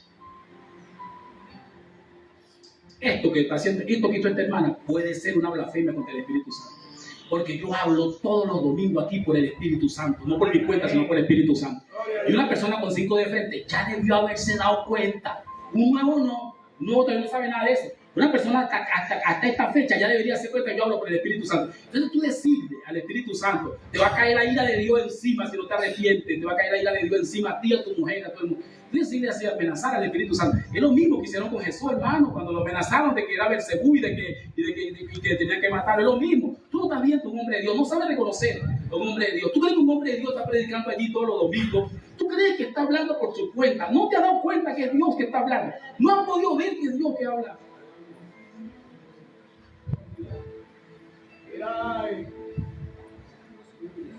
Cuando me vine de Puerto Ordaz, yo venía en autobús, yo venía diciendo entre mí, porque eso fue en el pleno 2020, yo no sé qué, 22, perdón, 2018, 2017. Fue un pleno de eso que las cosas estaban graves. Y grave en todos los sentidos. No solamente en el sentido de política, no, en mi vida. Yo estaba en una situación, incluso yo venía diciéndole al Señor, bueno, Señor, dame cuenta que tú me guías. Buen descubrimiento. Hasta yo empezaba a darme cuenta que era yo, que Dios me guiaba. Ni yo me había dado cuenta, ¿qué te parece? Y hasta yo me di cuenta ese día. Bueno, ahora me di cuenta que tú me estás guiando. Y esto es un fenómeno increíble. Yo creo que andaba por ahí como un loco huyendo y eres tú que me estás guiando. Porque andaba como huyendo, me sentía mal. Estaba mal, pues, mentalmente, psicológicamente, familiarmente. De todas formas, hermano, mal. Sin embargo, cuando Dios escogió a alguien para que fuera su oráculo, cuando Dios escogió a alguien para usarlo, para hablar a través de él, hermano, eso se debe respetar. Eso se debe respetar, amén. Por eso yo les pido en el nombre del Señor, respete a los profetas, respete a los maestros, respete a los mensajeros. Sobre todo cuando llevan la delantera en una ciudad, como un mensajero. Y cansado de decir, y se lo he repetido bastante a las otras localidades, respeten a los mensajeros en Caucagua, que Dios ha puesto por su espíritu a través de mí en Río Chico, en Cúpira. Entonces, ya en todos estos lugares tenemos mensajeros de Dios que están posesionados allí, están hablando de parte de Dios a los hermanos, para que pueda edificarse la iglesia. Eso hay que respetarlo, al pie de la letra. Amén, hermanos. Eso es peligroso. ¿Están aquí o se fueron? Gloria al Señor. Entonces, fin de esto, debemos entonces tener en cuenta llegar al momento y llegar a la segunda venida del Señor sin ningún problema. Sin ningún problema. Es imposible que no pequemos, que sí pecamos bastante. En lo que depende de nosotros, no podemos llevar al Señor sin ningún problema. Amén, hermano. En pleno ejercicio de honestidad, de luz, de transparencia, y sin ningún problema, debemos llegar al Señor. Lo que le dijo Lisana a la hermana fue, bueno, pero si tú dices eso porque tienes algún problema por causa del divorcio, ya él se arrepintió, ya pidió perdón, ya ha hecho de todo. ¿Qué más quieres tú que haga? Ya ha hecho de todo lo que iba a hacer, si en caso de que sea eso, por si acaso. No, yo no digo que sea, yo no sé, pero yo no me digo nada. Lo único que a mí me dijo era que me iba a matar. Sentada aquí con nosotros. Pues se anidaron un rechazo, un odio en el corazón. Y lo tienen ahí mantequillita, como si nada hubiera pasado. Y lo tienen ahí, ¿me entiendes? Que Dios tenga misericordia de ellos y de nosotros también. Amén. Gloria a Jesús. Cierre sus ojos allí un momentito. Ahí, gloria al Señor. Gracias, Jesús. Gracias, Jesús. Gracias, Jesús. Gracias. Perdona nuestras deudas, Señor. Así como nosotros perdonamos a nuestros deudores. Perdona nuestras deudas. Así como nosotros perdonamos a nuestros deudores. Gracias, gracias, gracias, gracias, gracias, gracias, gracias. Cualquier cosa, papá, cualquier cosa en nuestro corazón, en nuestra mente, oscuro que no hayamos aclarado, que hayamos actuado fuera de la honestidad, fuera de la honestidad. Perdónanos, perdona nuestras deudas, ayúdanos a perdonar a los que nos ofenden, ayúdanos a perdonar, a poner la otra mejilla, ayúdanos, Señor. Queremos reunirnos contigo. Queremos pasar salvos y justificados a la próxima era, a la era del reino milenial.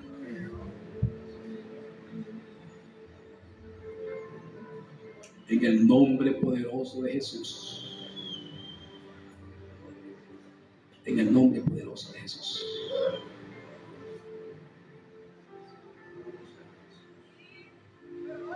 Gracias, Señor. Quiero pasar directamente a la persona que se va a encargar de...